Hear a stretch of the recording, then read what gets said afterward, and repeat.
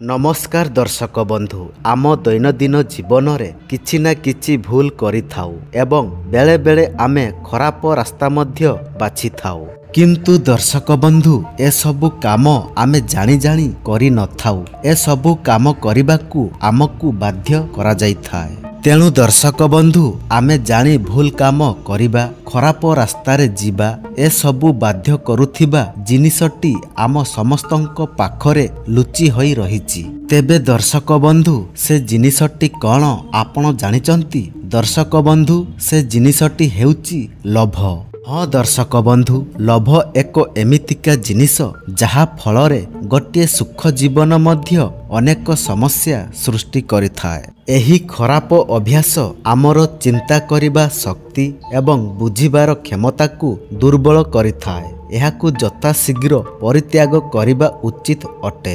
दर्शक बंधु लोभ आमर जीवन रे कौन सबु नष्ट करि दिए ताहा जानिबा पई एक सुंदर कहानी माध्यम रे बुझिबा। गोटिए सुंदर गाँ रे जणे स्वामी स्त्री तांकर जीवन बहुत खुशी रे कटि जाउथिला। स्वामीटी सारा दिन राजांको महलरे कठिन परिश्रम करी एक स्वर्ण मुद्रा रोजगार करुथिले। सेही व्यक्ति जनक बहुत सच्चोट थिले, तेणु से राजांकर अति प्रिय मध्य थिले एवं तांको स्त्री मध्य बहुत बुद्धिमान भावरे घर चलाउथिले। गोटिए दिन राजप्रासादरू घरकू फेरिबा समयरे सेही व्यक्ति जणे जक्षंकू भेटिले। जक्ष सेही व्यक्तिंकू कहिले जे मु तुमर सच्चोटता एवं कठिन परिश्रमरे बहुत खुशी, सेथिपई मु तुमकू 7टी पात्रपूर्ण सुना मुद्रा देउची एवं कहिले एगुड़िक तुम घरे पाइब।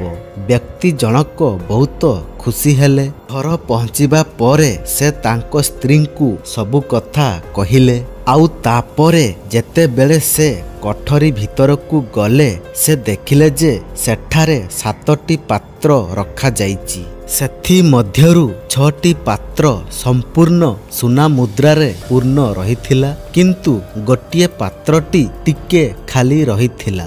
7 नंबर पात्रटीकू देखि व्यक्ति जनक बहुत रागी गले एवं कहिले जे जक्षटी मते ठकी देइछि। व्यक्ति जनक रागरे सही स्थान रे पहुँची गले जेउठारे से जक्षंकू भेटी थिले एवं व्यक्ति जनक जक्षंकू कहिले आपण मते ठकी देइच, कारण 7टी पात्र मध्यरु गोटिए पात्रटी खाली अछि। आउ तापरे जक्ष व्यक्ति जनक सबु कथा सुनिला परे कहिले जे अरे भाई खाली रहिथिबा पात्रटी तुमे तुमर रोजगार रे पूरण करिबो, सेथिपई गोटिए पात्र खाली देइछि। व्यक्ति जनक मने मने भाबिबाकू लागिले जे केवल गोटिए छोट पात्र पूरण करिबाकू मात्र किछि दिन लागिबो, मो पाखरे तो अन्य 6टी पात्र पूरण अछि। आउ तापरे घरकू फेरी से तांको स्त्रींकू कहिले जे आमे निजे 7 नंबर पात्रटीकू पूरण करिबाकू पड़िबो। किछि दिन परे उभय स्वामी स्त्री संचय करिबा आरंभ कले एवं खाली रहिथिबा पात्रटीकू सुना मुद्रा रखिबा आरंभ कले। एमिति बहुत दिन चलीगला परे मध्य 7 नंबर पात्रटी पूरण हेउ नथिला।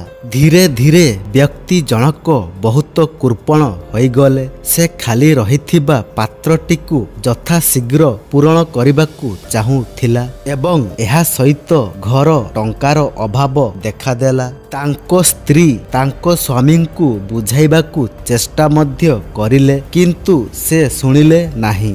किछि दिन मध्यरे घरर शांति भांगीगला। प्रत्येक छोट छोट कथा को नहीं स्वामी स्त्री मध्यरे झगड़ा आरंभ हैला एवं खुशीर दिन गुड़िक जेमिति दुखरे परिणत होइगला।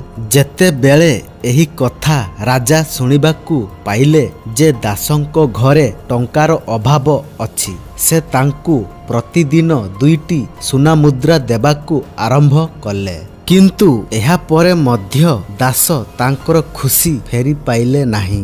ଗୋଟିଏ ଦିନ ରାଜା ଦାସଙ୍କୁ ପଚାରିଲେ ଯେ ଜଣେ ଯକ୍ଷ ତୁମକୁ 7ଟି ପାତ୍ର ଦେଇଛନ୍ତି କି? ଦାସ କହିଲେ ହଁ ମହାରାଜ। ଆଉ ତାପରେ ଦାସ ରାଜାଙ୍କୁ ସମସ୍ତ କାହାଣୀ କହିଲେ। ରାଜା ସେବକକୁ କହିଲେ ଯେ 7ମ ପାତ୍ରଟି ଲୋଭରେ ପରିପୂର୍ଣ୍ଣ ଥିଲା। ତୁମେ ଗୋଟିଏ କାମ କର, ସେ 7ଟି ପାତ୍ର ସବୁ ଯକ୍ଷଙ୍କୁ ଫେରାଇ ଦିଅ। ଏହା କେବେ ପୂରଣ ହେବ ନାହିଁ, କାରଣ ଲୋଭର ଭୋକ କେବେ ତୃପ୍ତି ହୁଏ ନାହିଁ। ସେବକ ରାଜାଙ୍କ କଥାକୁ ବୁଝି ପାରିଲା ଏବଂ ସମସ୍ତ ପାତ୍ର ଯକ୍ଷଙ୍କୁ ଫେରାଇ ଦେଲା। ଏହା ପରେ ସ୍ୱାମୀ ଏବଂ ସ୍ତ୍ରୀ ଉଭୟ ତାଙ୍କର ଜୀବନ ଖୁସିରେ ବିତିବାକୁ ଲାଗିଲା।